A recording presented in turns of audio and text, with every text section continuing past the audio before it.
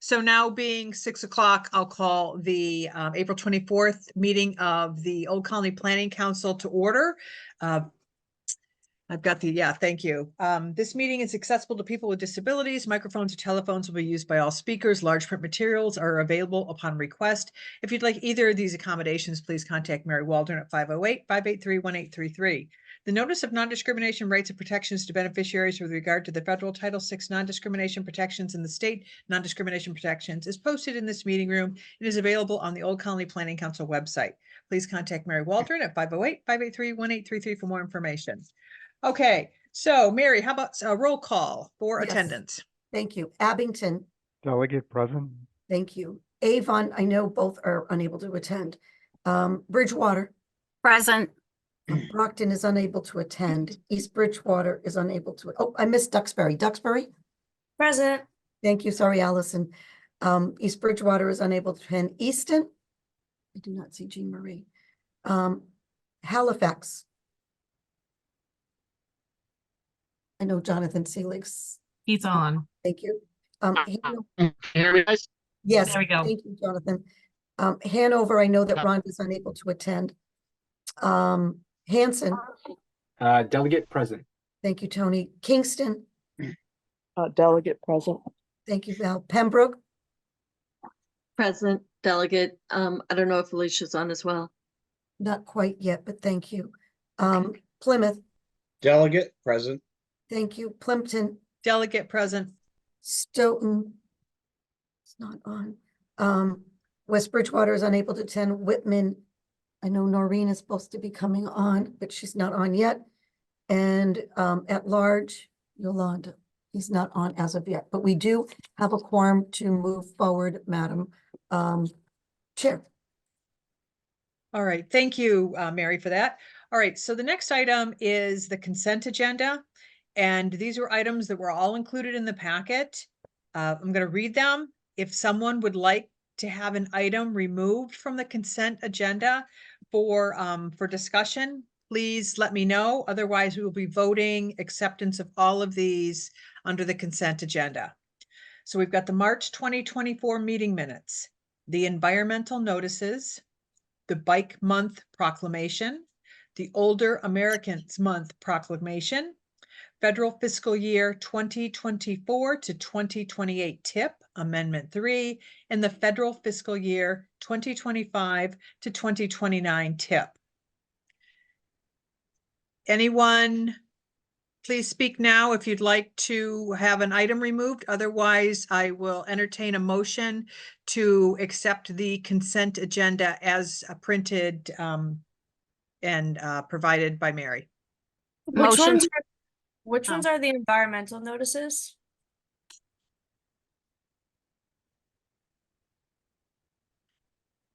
Right there.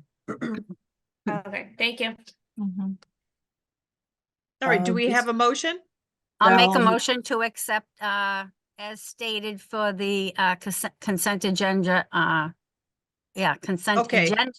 Thank you. Motion, Sandy, do we have a second? I'll second that. All right, second, Stephen. Mary, could you do roll call vote? Yes, Abington, Accept. Bridgewater, Yeah, accept. Duxbury, Accept. Easton, not yet.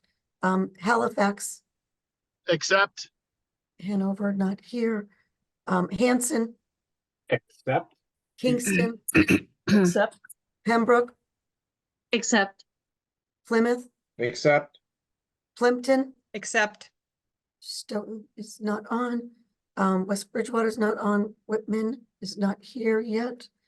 And no at large. That is unanimous. Okay, thank you, Mary. All right, next item is the review of the March 2024 financials. Brenda, do you want to take the lead here?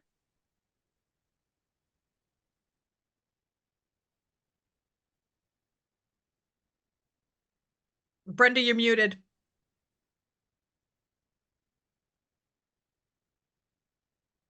Okay. I wanted to let you know that my internet what I'm hearing is chopping in and out. So just if somebody could just raise their hand and let me know if my voice is not getting through. Was that all coming through clear? Yep. Okay, all right, so I'll go ahead and get started. At the end of March, we had a positive financial standing showing a 6.07% budget surplus. Statement of expenditures report shows total expenses for the month at $334,155.66. Cash position report shows income for the month of $180,551.73. Disbursements for the month were $394,541.79. Total cash available at month's end was $2,084,223.46. OPEB account had a gain of $28,483.87, bringing the ending balance in the OPEB account to $1,140,917. Budget resources. Cash receipts being $180,551.73 brings the total year-to-date receipts to $3,998,725.46. AAA report.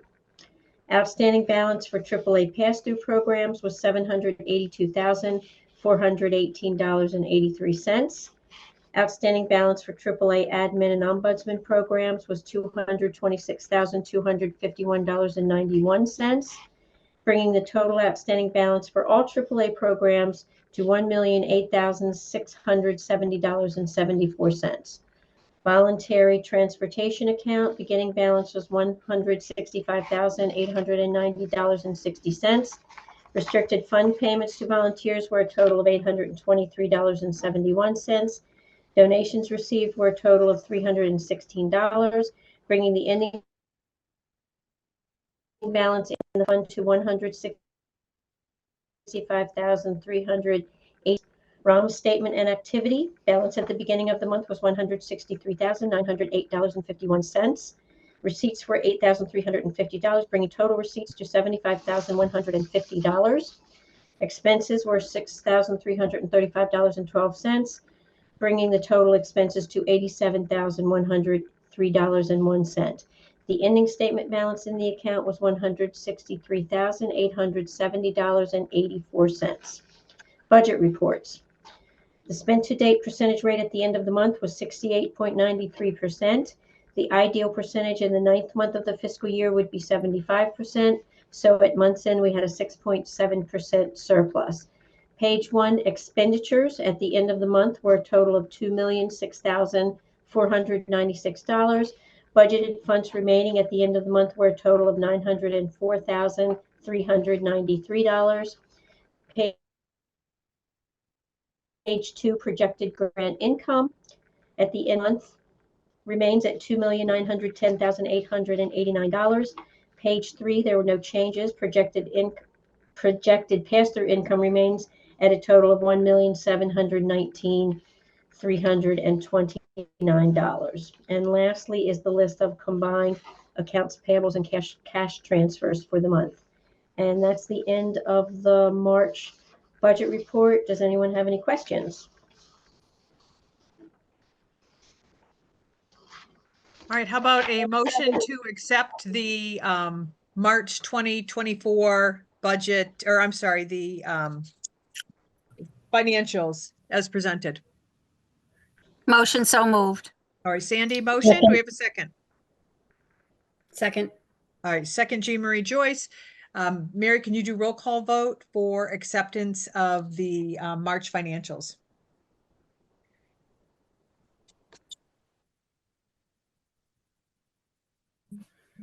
You're muted, Mary.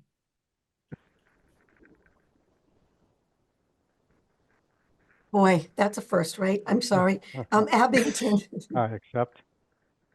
Bridgewater, Accept. Duxbury, Accept. Easton, Accept. Halifax, Accept. Hanson, Accept. Kingston, Accept. Pembroke, Accept. Plymouth, accept, Plimpton, Accept. and I believe no one else from, that is unanimous. Okay, thank you very much, Mary. All right, on to item 6, OCPC staff reports. Great. Thank you, Madam Chair. what we are doing is a little bit different than we have done in the past, and this is a little bit reflective from the conversations that we've had at the retreats. So this is going to be high level. First and foremost, it's not even on here because she didn't even do this, but we have our queen of administrative professionals, Megan Fournier, and I just want to acknowledge Megan and Elise. They are by far, you know, not just administrative professionals, they really truly are part of our team, and just wanted to say thank you to both of them because this meeting would not happen without them, plain and simple. And so while it's one day today, we are in the office, we're going to be celebrating with a whole bunch of nice little surprises for both of them. So just with the council members, I know we had a chance to do that yesterday with the finance meeting, just really just take the 1 minute to say thank you to Megan and Elise for all of their support. So thank you, Megan. I also just wanted to recognize that we have a new member of the OCPC family as well, Gianna Giaquinto. Nick and his wife, Jane, have a baby girl born on March 17th, but Nick had come back. This is his first week back since paid family leave, and I think he's finding working in the office much easier than going home and the late nights with a baby, but it is, she's beautiful and having her to be addition to our family. So on top of that, we're going to be having a new member of our OCPC family, and the team, actually, it's the senior transportation positions being filled by Matt Dyer. For many of you who know Matt, he was the former delegate from the town of Hanson, and has been working with us on different projects. So he'll be coming on in the transportation team, and just a great addition to the family, to the group. I'm not going to get into the grantology because Paul will be talking about that. And then we're having interviews for summer interns, and there's quite a few that have been extraordinary, and they'll be helping us through the summer. So that's it for administration. Economic development, I'm telling you, there is a lot going on. And a lot of crossover departments as well. So I am going to first kind of talk about there's an Avon Economic Development Administration for some sewer design. There's also going to be Economic Development Administration application for Easton. And I know that Dawn has been working with the town of Plymouth on some things as well. So they're all ready to pop and they're ready to go. But this is a cross departmental, a regional agricultural innovation center. Joanne and Rhiannon and the community planning has been working with Dawn and Bill Napolitano and with the county. So this is still in progress. It is working hard with again, Frank Basler and others. So just hats off to the team on that. The comprehensive planning group is the regional water plan, and Joanne will be providing a status of that in just a couple of minutes. But there's multiple open space plans, just multiple: Abington, Plimpton, Whitman, Duxbury.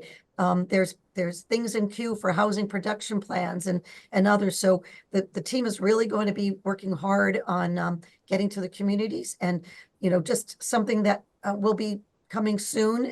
This comes from a recommendation of Val Massard about a year ago, but Lori's been going to be meeting with the planners in the region and talking with them. And so the conversation that came on before we started recording was on the MBTA communities.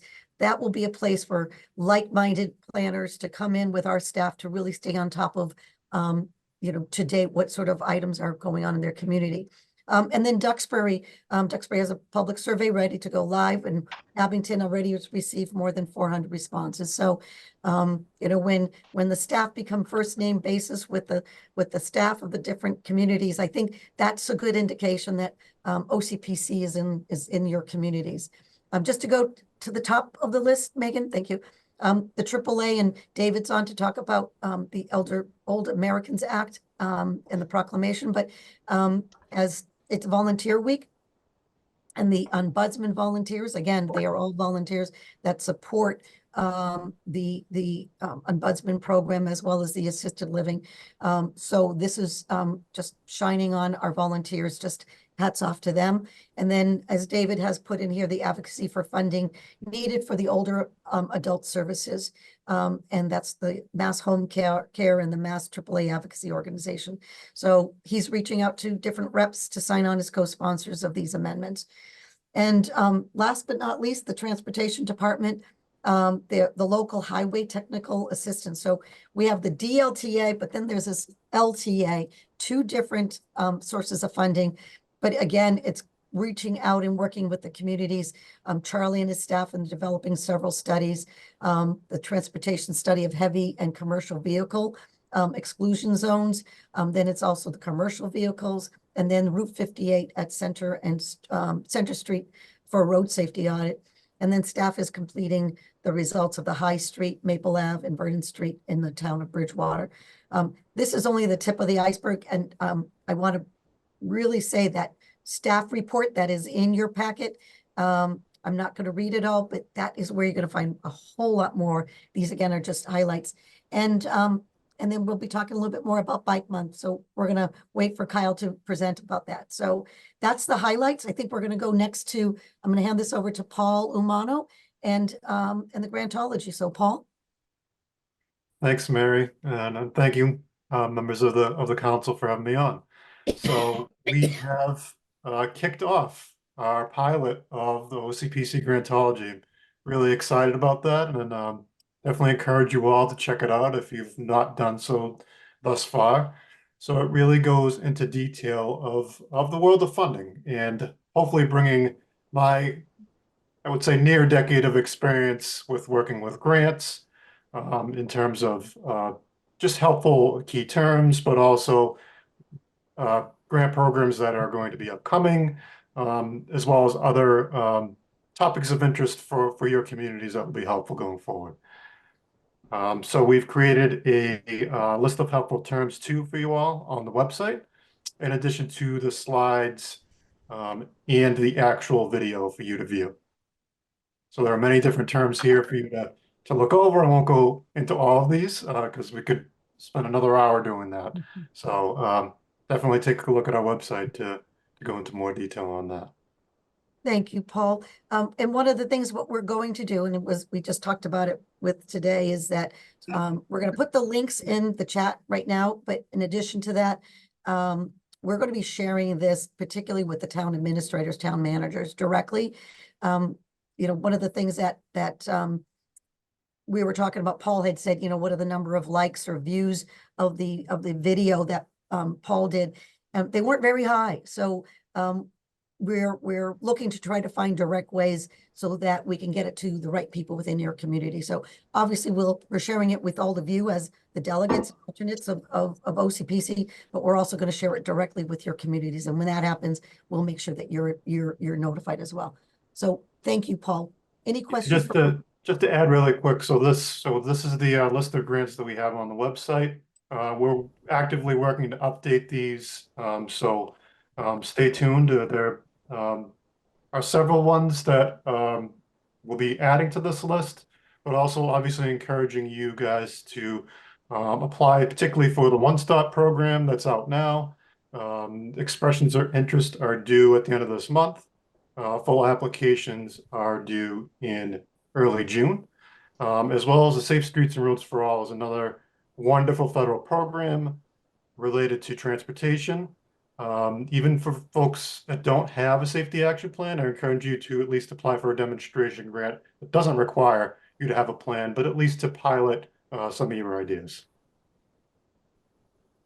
Thank you, Paul. I don't know if anybody has any questions before we move on to Joanne.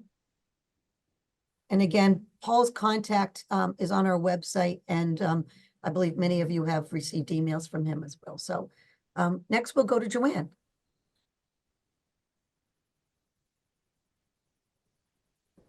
Hi, folks. Megan, you have my slides. Oh, awesome. Okay.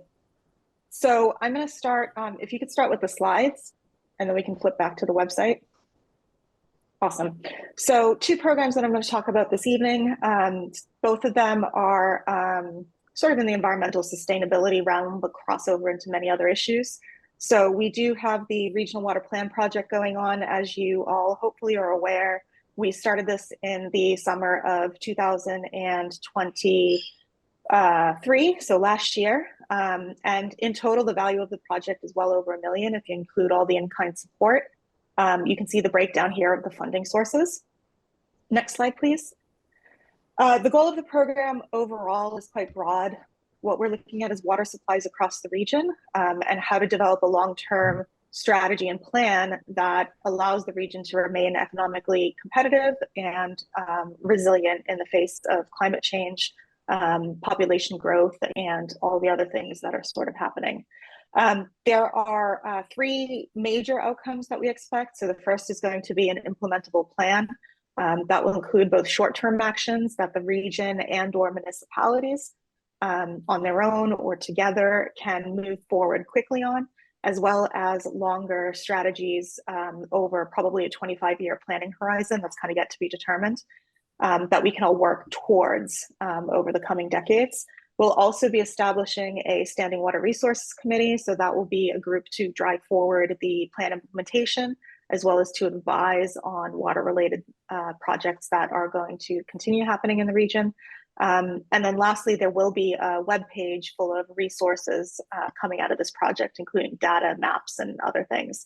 There is a steering committee. All municipalities in our region have a member on the steering committee. We also have members from representing chambers of commerce, watershed associations, and other stakeholders. The meetings are all open to the public, so anybody can come and participate as well as listen in as non-steering committee members. Our website currently is under development. Megan, if you want to pull that up. So it is oldcolonyplanningcouncil.org water plan. All of the information will be on here, including meeting minutes, agendas, PowerPoints that we use, and we're expecting to have that done in the next couple weeks. If you could go back to the slides. And the next one. So the process for the plan, I won't go into the detail of this. You can kind of take a look. It is a pretty structured process over a period of 12 months. The green boxes are where we're currently at. So we're on to workshop 4. So the group has already established some guiding principles as well as objectives for the water plan itself. And at our meeting earlier this week, started talking about performance metrics. The next meeting will start to focus on water supply alternatives, so essentially what the options are in the region. But you can look through this and you can see that eventually this all culminates in the final plan. 2 things I just wanted to note about the final plan. The figure on the bottom left is a portfolio example from a different study that our consultants had done in another part of the country. So the plan will assess all the different options for water supply, but that also includes things like water conservation and efficiency, wastewater reuse, whatever they, stormwater reuse, and whatever else they think might be part of it, and then kind of puts them into portfolios and weights them according to the different objectives that the group set initially. So there's a whole bunch of stuff in the basket that will be kind of looked at holistically. And then ultimately the plan itself, and this is the figure on the right, will be, it's an adaptable plan, so that if something happens over the 25-year period, you'll be able to adjust the strategy in the plan to do something else instead of what you kind of were anticipating doing based on changing conditions. Next, please. The current progress right now, so as I said, goals and objectives have been established by the committee. All of the municipalities right now have received data requests. So one of the first deliverables on a smaller scale in the project is an annotated bibliography, which essentially is a summary of the current knowledge on water issues related to water supply across the region, across the watersheds, and within each municipality. So there's a chapter for each municipality that we've sent to them and asked for their review. Oftentimes, what we know and what the consultants are finding is that what we're reading in some of these formal reports isn't necessarily the case in the real world on the ground. So we want to make sure that we have a really solid understanding of the baseline and get everything correct before we go into kind of the technical work. So we'll be chasing municipalities this week and next to feedback on that information. We are also in the middle of developing a communications and participation plan. So the project has been a little bit quiet. That's been intentional because first we wanted to give the steering committee a good chance to gel before we started doing the public participation process. They've now sort of gotten enough done that we actually have things to start asking feedback on. So the participation plan will be shared with the committee to review. And of course, we'll make any changes based on the recommendations that they make. But we will be doing group interviews within each municipality. We're also going to be doing public meetings. There are regular updates in the newsletter that OCPC sends out twice a month. And there's going to be a whole bunch of other stuff going on too. So once we've got that, we'll share that with you all as well. And next month, we're starting to talk about alternatives. So things are moving forward. The consultants are contracted to the end of the year. And then we've got early next year to sort of, plug up any gaps at that time and kind of finish things off before the grant concludes in May. Any questions about that project before I move on to talk about the next one? No? Okay, cool. So the second project, or it's more really of a program that we're leading, is project development in the Upper Taunton River watershed. So this is a $100,000 EPA grant that we received through the Narragansett Bay Estuary Program for federal fiscal year 25. Last year, we got 75 grand. This year, they've upped it to 100,000 based on our performance from the last year. Essentially, the broad goal of the program is to support the development of projects that hit one of these four things. So projects that improve water quality, that restore habitat, that improve quality of life, or that develop capacity for action. It does cover 13 of OCPC's communities, so it doesn't cover all of them. That's because the eastern communities that are in our region are not actually in the Taunton River watershed. So this program is restricted to this specific watershed. And also, we're placing emphasis this year on communities that have identified environmental justice populations. So that's Avon, Bridgewater, Brockton, Halifax, and Stoughton. Next slide, please. Project development, kind of vague. This is sort of the structure that they go through, but essentially our job is to go from step one, engagement, where we just have an initial conversation about some wild idea, and then take it all the way through to construction. If it's something like a habitat restoration program or a trail development project, but sometimes it's a little more vague. It does include grant writing and a whole bunch of other stuff in between, but this is essentially kind of the structure that we're working in. Next slide, please. So we have 6 projects under this program that we're leading this year. I won't go through the starting steps and the finishing steps and stuff. You can read all this on your own, and please reach out if you have any questions. The first project is a river access grant program. So Bill Napolitano in our department is working with the Taunton Stewardship Council to develop a grants program that will help communities improve the flow, fisheries, and or recreational access to waters in the area. So the pilot project for this is potentially going to be in Bridgewater, creating connections to the Taunton River. So that's a really exciting project. The second project is the actual water project that I just talked about, the regional water plan. So this grant is contributing to enhanced outreach and enabling us to do a lot more on that side of things than just the monies that we've gathered through the EDA and others. The third project is the DW Field Park Master Plan, which is an initiative that was begun through our partnership with Wildlands Trust, I think almost 2 years ago now. So sometime around June, the master plan will be finalized for the park. We're working very closely with Avon and the DW Field Park Association, Wildlands, Manomet, and of course the city of Brockton to put this plan together. And the expectation is that it is then going to be the driving force behind a whole variety of grants that we go get as a collaborative. In fact, Brockton is currently applying for an MVP project to support some of the recommendations that are coming out in this plan. So it's already happening, and that's great. The last 3 projects we are going to be starting to have conversations in our region to try and get some water quality monitoring programs off the ground in the Upper Taunton River watershed. So there is some water quality monitoring happening sort of around the Bridgewater area and further south. down the river, but there's really nothing happening in the upper watershed, which is mainly Brockton, Avon, and Stoughton. So we're going to be trying to see who in our region is interested in doing this, how we might get it done. We've already talked to, very informally last year, to Massasoit, BSU, as well as some volunteer community-based organizations that might want to do this. So this is sort of a very starting completely from scratch kind of thing that we're going to be working on. Thank you. Next project. Oh, I was Oh, gonna yeah. say, we're really running short on time, so. Sure. Okay. So you want me to go Percent. short? So you guys can read the rest. Yeah. The third, the fifth one, and the sixth one are both sort of river access and ecological restoration projects. Yep, sorry, we really just needed to, thank you. We'll share this. That's fine.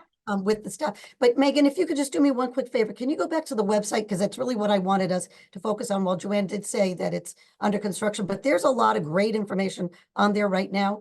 As Joanne may have, I don't know if she mentioned, but we have hired CDM. They are the consultant on this project. So they're the driving one with obviously support from Joanne and Bill Napolitano, but take a look at this water supply map's important, stakeholders map. And as Joanne indicated, it's going to be continue to be updated. So thank you, Joanne. And we'll make sure that we have all this information, as she said in the newsletter. So next, I believe we are having, it's Bike Month. So Kyle Mowat, thank you. Yes, thank you. Yeah, thank you for having me to talk about Bike Month. I'll run through these events during the month of May. So May is Bike Month, and kicking off the month on May 1st is the Safe Routes to School, Massachusetts Walk, Bike, and Roll to School Day. Families and students across Massachusetts will be participating. And within our region, the schools in Brockton, Duxbury, Stoughton, and Plymouth who are currently signed up for that event. Next is a Bike month event, to save the date. It's a Bike with Bat. It's going to be held on Wednesday, May 15th from 6 to 9 a.m. And there's the flyer. Very nice. And the rain date for that is going to be the following Wednesday, May 22nd. So whether you're traveling by bike to work, for leisure or exercise, you can stop by the Bat Center for light refreshments and celebrate Bike Month. And in addition, social media efforts will be made to highlight trails and bike shops in our region. And finally, if you know of any events going on in your community, please feel free to share those with us and we can promote them through our newsletter and social media. And then on Wednesday, May 8th, from 10 to 11 a.m. will be the Old Colony Bicycle and Pedestrian Advisory Committee meeting. That was going to be held in June, but we moved it up to coincide with Bike Month in May. Guest speakers for that will be Colleen Peckrell from Safe Routes to School. She'll give an update on the accomplishments of the May 1st Walk, Bike, and Roll to School Day, as well as Pete Sutton, who's the Bike and Ped Program Coordinator for MassDOT. So he's going to give an update with their efforts for that. And that's about it. I think that concludes. Thank you, Kyle. Our efforts there. And thank you for preparing the proclamation that for Bike Month for next month. So all important work of the transportation and what you're doing and leading us. So I don't know if anybody has questions of Kyle. If not, we'll go on to David Klein. And the older. Hi, everyone. Barry asked me to give a quick mention of the history of the Older Americans Month, which is in May this year. The Older Americans Month was established by President Kennedy in 1963. At that time, there were about 17 million Americans who had reached their 65th birthday, and many of them were in poverty. Subsequent to 1963, of course, we had a lot of social programs that were enacted, including Medicare, which really did help older Americans. So over the past 60 years, the age 60 population has gone up. It's close to 20% of the US population, which would put the number of people age 60 and over at about 66 million. up 388% from the 17 million in 1963.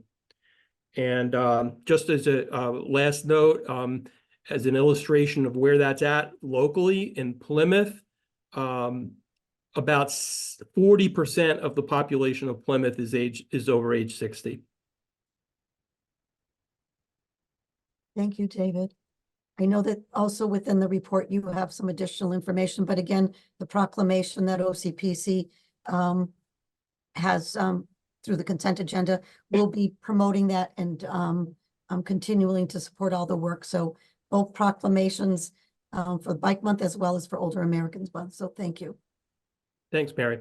And so, Christine, that is the staff report. Mary, how about the legislative update? Yes, I will do that. And Megan, by any chance, I know I did the notes for Noreen. She's not able to be here, or at least I haven't seen her, but thank you. But many of the members here. So on the 16th, the legislative subcommittee met. Noreen and Rhonda Nyman are the co-chairs, but along with Yolanda Spinola and Val Massard. So we were trying to figure out exactly, the legislative priorities within all the things that affect our communities. Hence, that's the reason why the legislative subcommittee was formed.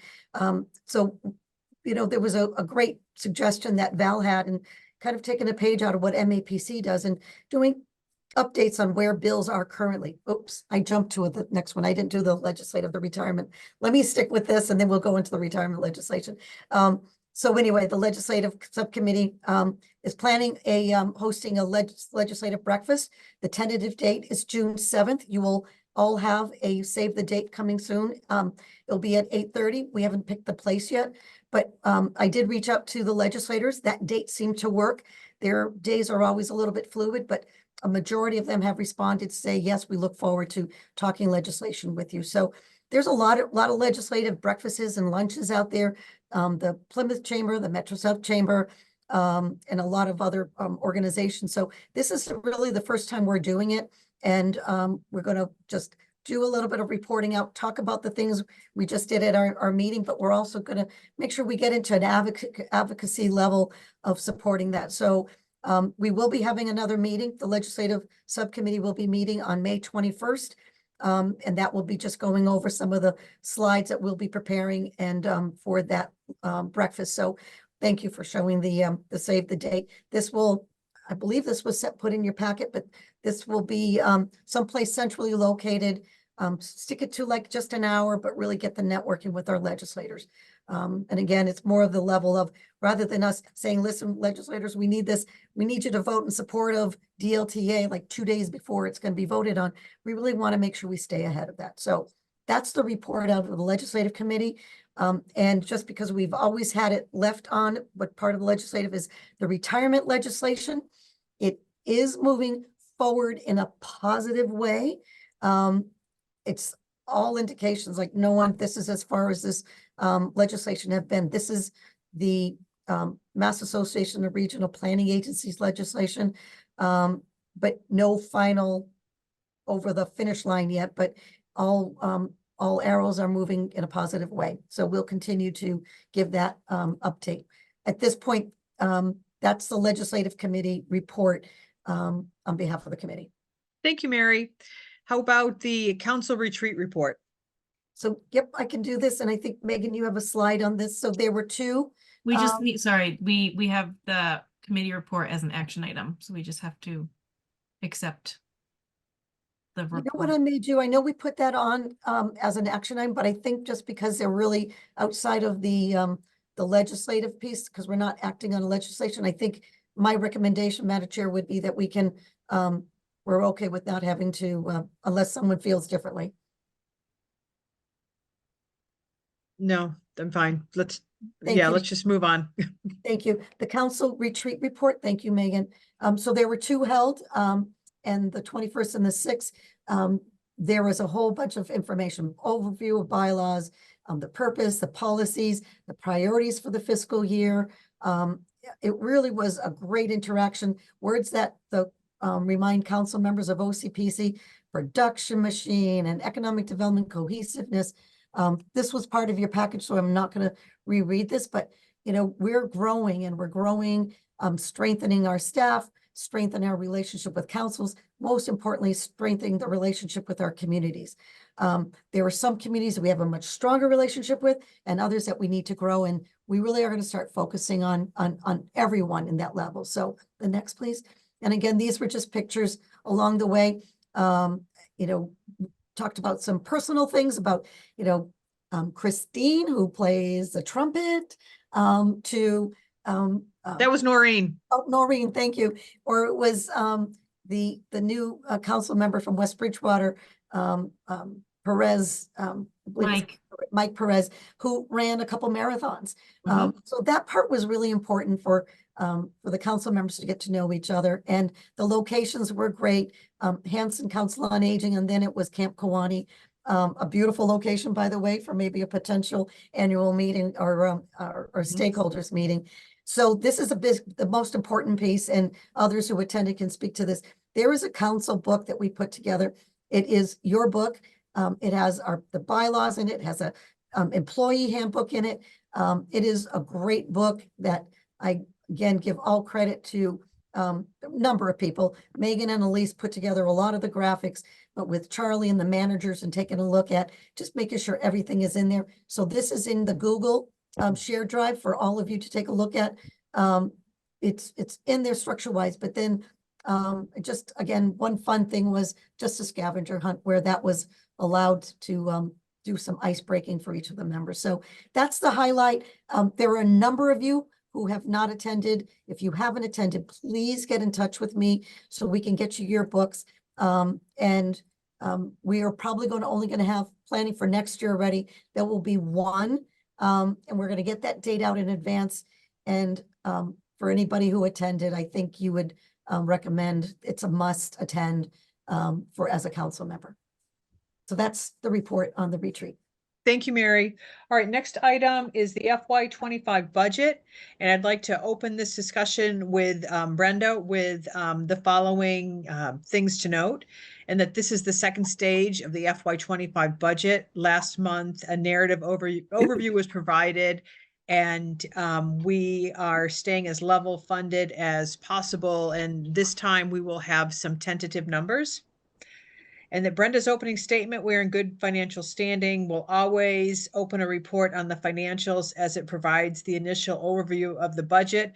And she and Mary both take that very seriously. And she would not say we are in good financial standing if we were not. That is not just, words. It's very meaningful. The balance of ebbs and flows, expenditures and revenues, but being attentive to the community's needs and not overtaxing staff, maintaining our growth and sustaining the positions. That's what this budget represents.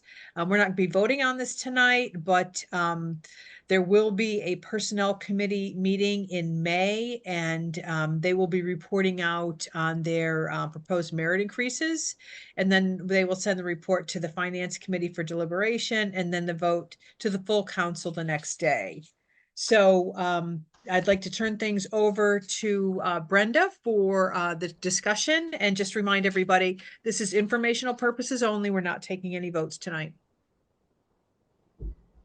Okay, again, reminder, my internet is really unstable, so I apologize if you have to let me know if my voice goes out.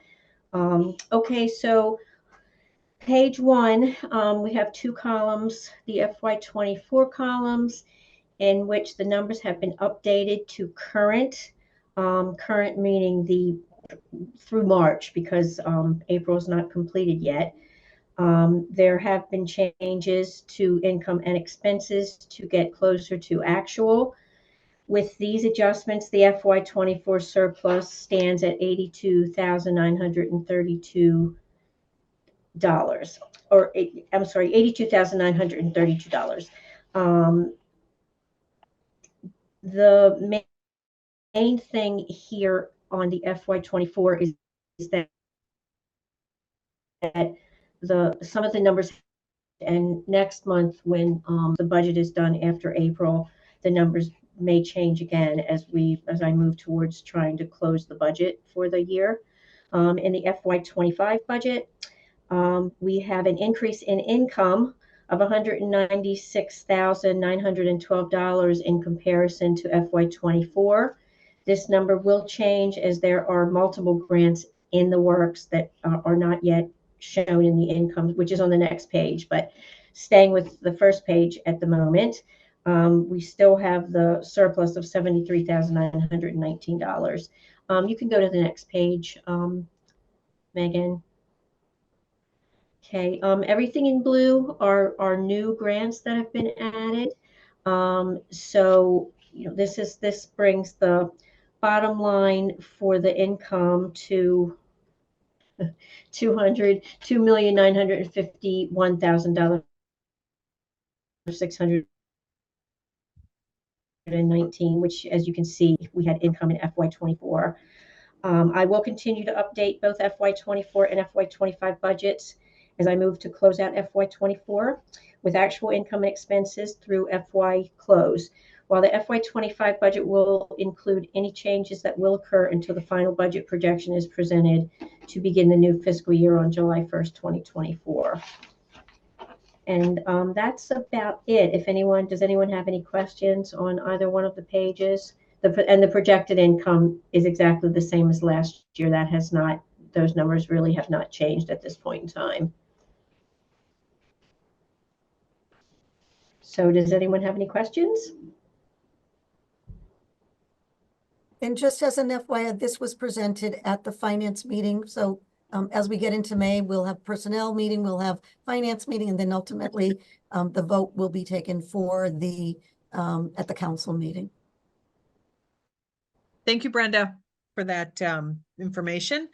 All right, so next item on our agenda is the discussion about the OPEB Trust Committee meeting that was held last night.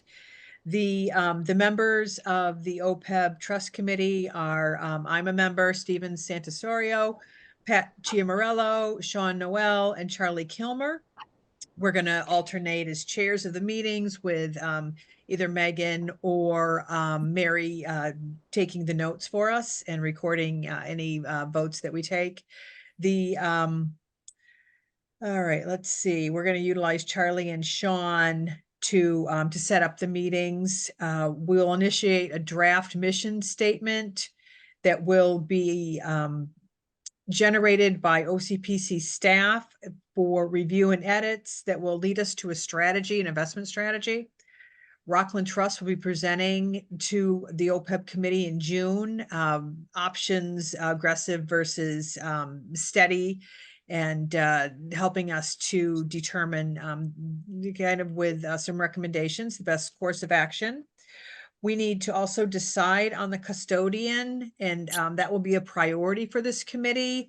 We're most likely going to be issuing an RFP. It looks like our options right now would be to stay with Rockland Trust or to look at moving to the Plymouth County option they have for OPED. So after we meet with Rockland Trust to get our mission statement and kind of our ducks in a row, then we'll be looking to reach out to Plymouth County to see if they could do a presentation for us as well. So Charlie prepared great analysis on the contributions, and I know for myself and I think other members, we were pleasantly surprised at the overall return. I mean, there's certainly ups and downs, but from what we had put in the fund back in 2012 to where we are now, it is up 30%. So that was a nice return, and that is with a pretty a balanced approach. So it's not a real aggressive approach to the fund. There will be an OPEB folder in the council Google Drive for you to access all of the documents and recordings of our meetings. Charlie, did you want to add anything to this? No, not at this time. Okay. All right. So it was a really good meeting, first meeting. We're just, getting things off the ground. So we've got a little bit of work to do before we can take any real action, but we are getting the ball rolling and all, I think, very excited to be representing the council as trustees and managing the that OPEB fund. Mary, did you want me to ask about everybody getting on the? Yeah, I think we just wanted to get a general sense. Thank you, Christine. Okay, so Mary was wondering, did people have any issues getting on with the meeting with a new calendar invite format? Did anybody have any issues? No, I thought it was nice. Okay. Great, that's great to hear. All right, May has the following committee meetings. We've got a personnel committee meeting that Stephen will be holding. Lee will be doing bylaws. Noreen has a legislative committee. And then we will have our regular finance audit and monthly council meeting. So we have finished all of our business tonight. Do we have a motion to adjourn? I'll make that motion, even though you pronounced my name the worst pronunciation I've ever heard in my life. But thank Santis, all right, say it for me, Stephen. Santisanio. Santisanio, So okay. Mary, you were the first. You were at the, but Christine's overtaken you, unfortunately. Thank you, Stephen. All right. That was a motion. Well, there All was right, so we have a to- motion. Do we have a second? Second. All right, second. That was Val. So all in favor, can we just raise our hands? Yeah. Aye. All right. Aye. Thank you, everyone, Okay. for coming. All right. And sorry, Stephen. No, no problem. Have a great night. Thank you. Bye-bye. you. Just so it's noted, it's Lee, I know Lee signed off, but it's before 7 PM, so. Oh, we're, Thank you. have Yeah, a we good night. made it. We're keeping the meeting moving, Madam Chair. That was great. All right, thank you. Bye. Good Bye, night. thank you. Night.